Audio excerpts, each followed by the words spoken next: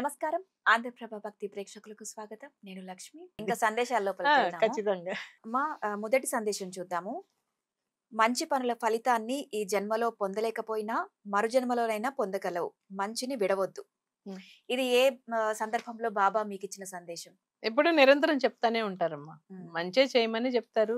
అసలు నేను చెప్తున్నాను గదా! ఎవ్వరి మనసు అయితే నేను కష్టపెట్టనమ్మా. ఎవరైనా బాధపడుతున్నారంటే అయ్యో! అనుకోని ఆ సహాయం చేయడానికే నేను ముందుకెళ్తాను తప్పితే, ఇప్పుడు ఏదో నేను ప్రచారంలో నా గురించి నేను గుడ్‌గా చెప్పుకోవడం గాదు గానీ, బాధ పెట్టడం అయితే నాకెవ్వరికీ ఇష్టం ఉండదు. నా వల్ల ఎవరన్నా కన్నీరు కారుస్తున్నారు అనంటే, అది నాకే ఇదవుతది తప్పితే, నేను ఇంకోళ్ళకి కన్నీరయ్యి నేనుండను. ఉన్న ఇన్ చిన్న జీవితంలో జీవితంలో కొన్ని మళ్ళీ బాధపెట్టి, బాధపెట్టి, కుళ్ళు కుతంత్రాలు మనసులో పెట్టుకొని తెచ్చుకొని, ఈర్ష్య, అన్నిటికన్నా అసూయలు, అదే. ద్వేషాలు అయన్నీ అసలు ఏది నథింగ్. మరి బాబా నాలో ఉన్నయన్నీ తొలగించారో నాకు తెలీదు కానీ, హ్మ్. అసలు నాకు వ్యక్తిగతంగా గూడా నాకసలు అలా లేదమ్మా. హ్మ్. ఎవరైనా బాధపడుతున్నా ఇప్పుడు ఎలాగంటే సిట్యుయేషన్ ఎలా ఉంటే, నేనేదన్నా జర్నీ చేస్తున్నప్పుడు వృద్ధులుంటారు పాపం. హ్మ్.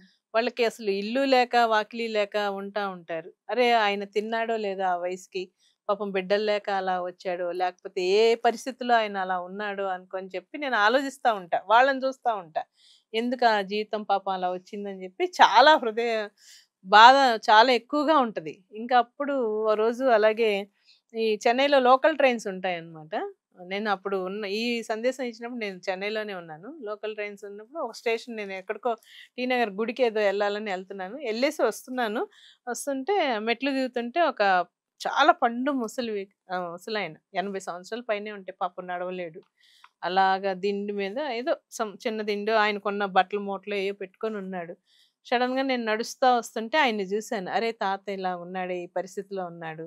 ఏంటి పాపం తిన్నాడో లేదో అని చెప్పి అనిపించి మనసు చాలా వేదనయిపోయింది. పిల్లలు లేరేమో ఆయనకి, లేకపోతే ఎవ్వరూ లేక ఇలాగయ్యాడా? ప్రారబ్ధాలు ఎంత బలీయంగా ఉంటాయో కదా బాబా! అనుకుంటూ అలా మాటలు సాగిస్తూ ఒక బేకరీ కనబడింది అక్కడే. ప్లాట్‌ఫార్మ్ మీద ఉంటాయి గదా! బేకరీస్ ఉంటాయి గదా! ఫుడ్ ఐటెమ్స్ బిస్కెట్స్ అయి అమ్ముతారు గదా! సమోసాలును, బిస్కెట్స్ తీసుకొని లీటర్ వాటర్ బాటిల్ తీసుకొని ఎళ్లి నా మనసు అంగీకరించలా. ఎళ్లి తాతకి అదే ముసలాయనకి అందిచ్చాననమాట. "ఇయి తిను.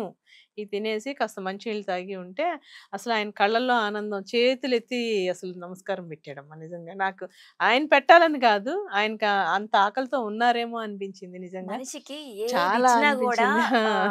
తృప్తి ఉండదు. కళ్ళమ్మట ఒక్క ఒకటి అవును. అన్నదానం అంతే. దానం ఏదైనా దానం కడుపు మనం చేసే నింపేది ధ్యానాన్ని. వస్తువిస్తేనే తృప్తి ఉంటది. తృప్తి ఎందుకంటే ఉంటది. కడుపు నిండిన తర్వాత చాలు చాలా అంటారు కాబట్టి. అనిపిస్తది. హ్మ్. అదెంత ఆయన ప్రాణం లేసొచ్చినట్టు అనిపించింది. ముందు మంచినీళ్ళు తాగారు. హ్మ్. పాపం కింద పడిపోతున్నా గూడా నీళ్లు పట్టుకునే శక్తి లేదు ఆయనకి. హ్మ్. అంటే పట్టుకొని తాగించి, "ఇది తిను తాత ఈ పూటకి ఇవి తినండి" అని చెప్తే పాపం హ్మ్. దండం పెడితే అసలు నిజంగా నాకైతే బాధనిపించింది. చాలా హ్మ్. హ్మ్. బాధనిపించింది.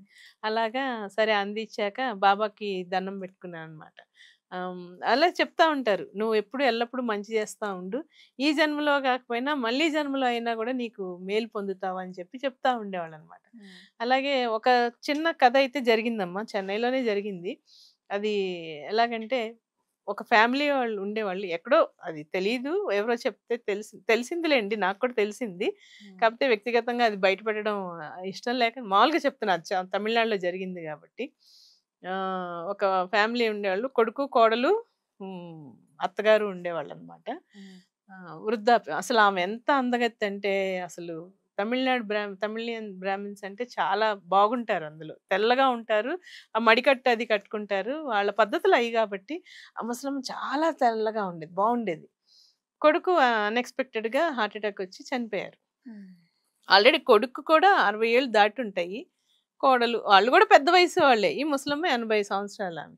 ఎప్పుడైతే కొడుకు చనిపోయారో ఆమెని ఇమ్మీడియేట్‌గా ముసలమ్మని నెక్స్ట్ డే ఆ 11 డేస్ లోపలే అనాథ శరణాలయంలో ఏసేసారు. అదే వృద్ధాశ్రమంలో వృద్ధాశ్రమంలో. ఓల్డ్ ఏజ్ హ్మ్. హోమ్‌లో ఏసేసారు. హ్మ్. నాకు ఓల్డ్ ఏజ్ హోమ్‌లో ఏసాక తెలిసింది ఆమె స్టోరీ. ఇలా జరిగిందమ్మా అని చెప్పి.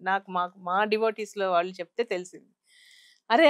మా అమ్మగారు అక్కడున్నారా అని చెప్పి అనుకోని ఎవ్రీ వీక్ మా ఫ్రెండ్స్ అందరం కలిసి ప్రతి వారం ఆమెకి బ్రెడ్ అయ్యి పట్టుకొని ఎళ్తా ఉండేవాళ్ళం. కానీ ఆమె స్థితి ఎలా ఉంది కొడుకు చనిపోయాక అక్కడికెళ్ళిపోయాక ఆమె అసలు మాట్లాడడమే మానేశారు. ఆ తల్లి ఆవేదన ఎంత ఆవేదన ఉందంటే అక్కడ గదిలో మంచాలున్నా గూడా వాటి మీద పడుకోవట్లేదు. మాట్లాడట్లేదు. ఏమిచ్చినా తీసుకోవట్లేదు. నాకవసరం లేదు. అని చెప్పి అంత తెల్లగా ఉన్నామే ఆ నేల మీద ఒక మూల మనం తలుపు తీస్తే ఒక మూలకి పడుకున్నారు. ముడుచుకొని పడుకొనున్నారు. అబ్బా! పరిస్థితి ఇట్లా వస్తదా బాబా! అసలు ఎంత అని అసలింకా మామూలుగా కాదు. ఏడుపొచ్చేస్తది ఆ సిట్యుయేషన్ హ్మ్. చూస్తే. అని బ్రెడ్ తినండమ్మా అని చెప్పి లేపి ఆమెకి కాస్త బ్రెడ్డును, టీ వేడిగా తెమ్మనేవాళ్ళం. టీ అది ఇచ్చి కూర్చోబెట్టి, "బాధపడకండమ్మా మేమందరం ఉన్నాం గదా! పోనీ మా ఇంటికొచ్చేస్తారా? ఉంటారా?" అని చెప్పి కూడా హ్మ్. అడగడం జరిగింది. కానీ మళ్ళీ వాళ్ళ తరపు బంధువులు ఎవరన్నా వచ్చి మళ్ళీ గొడవ చేస్తారులే అని చెప్పి ఉద్దేశంతోటి అక్కడే ఆమెకి ఏదైతే అవసరమైనయి అన్నీ గూడా మేము ఏర్పాటు చేసేవాళ్ళం. అలా చేస్తా చేస్తా కొన్ని వారాల తర్వాత మా అమ్మగారు చనిపోయారు. బాధ. చనిపోయారు. ఆ! చాలా. ఆ బాధ వేదనతోటే ఆమె మనోవేదనతోని చనిపోయారు. చనిపోయారు. పోన్లే హ్మ్. మేమనుకున్నాము భగవంతుడు తొందరగా తీసుకెళ్ళాడు. నిజంగా అక్కడ శివైక్యం చెందింది గదా! ఆమె మనసు మట్టుకు ఎప్పుడు ఆత్మ శాంతికి కలగాలని చెప్పి మేమందరం ప్రే చేసుకున్నాం. ఎలా అక్కడ ఇంట్లో పరిస్థితులైతే మనకు తెలీదమ్మా. తర్వాత కోడలు కూడా అనారోగ్య పాలయ్యి కాలం చెందారని తెలుస్తది.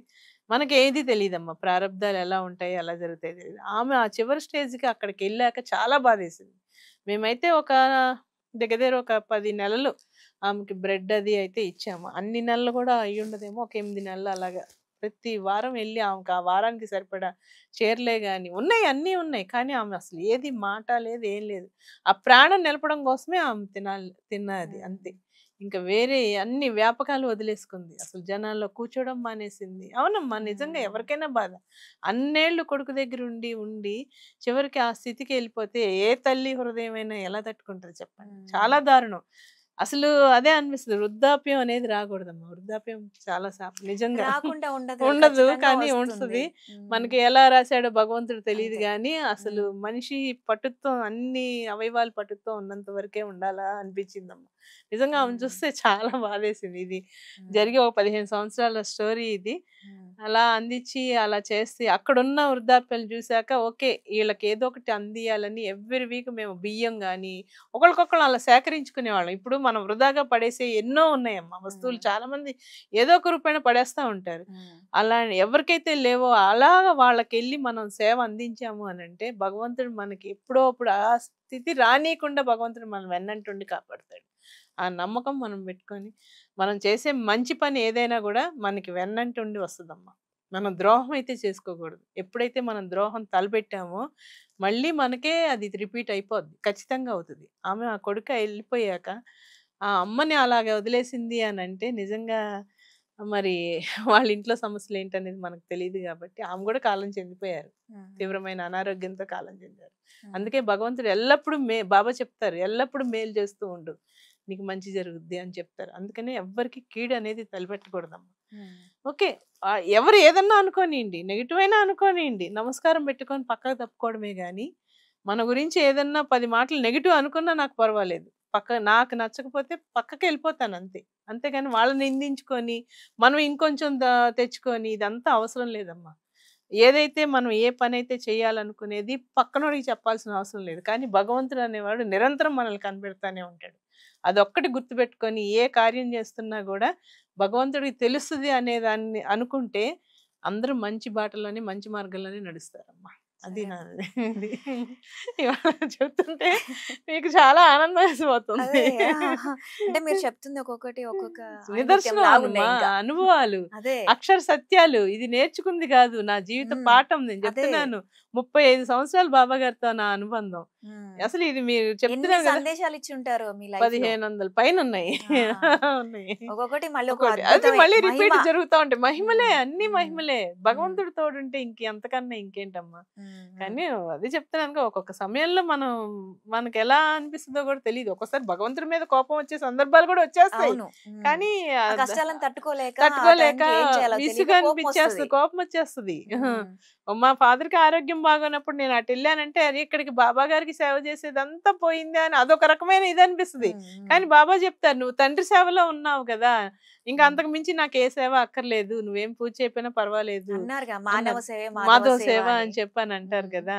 ఎప్పుడన్నా ఫాదర్, మదర్ వాళ్ళు ఇక్కడికొచ్చినప్పుడు కూడా ఆ పూజ లేట్ అవుతుందే వీళ్ళకి అందించడం ఎలాగా అలా ఆలోచించినా గూడా బాబా గారు ముందు చెప్పేది అతిథులనే గౌరవించుకోండి ముందనే చెప్తారు. నాకు చెయ్యండి అని చెప్పరు బాబా. హ్మ్. నిజంగా ఇయన్నీ బాబా నేర్పినవేనమ్మా. హ్మ్. మనలో ఎన్ని దుర్గుణాలున్నాయో అయన్నీ గూడా ముందు పోగొడతారు. మనం హ్మ్. మంచినే మనకి ఇస్తారు చివరికి. మంచి బాటనే ఇస్తారు, మంచి నడవడికని ఇస్తారు, మంచి మార్గాన్నే చూపుతారు బాబా. అది హ్మ్. మటుకు అక్షర సత్యం.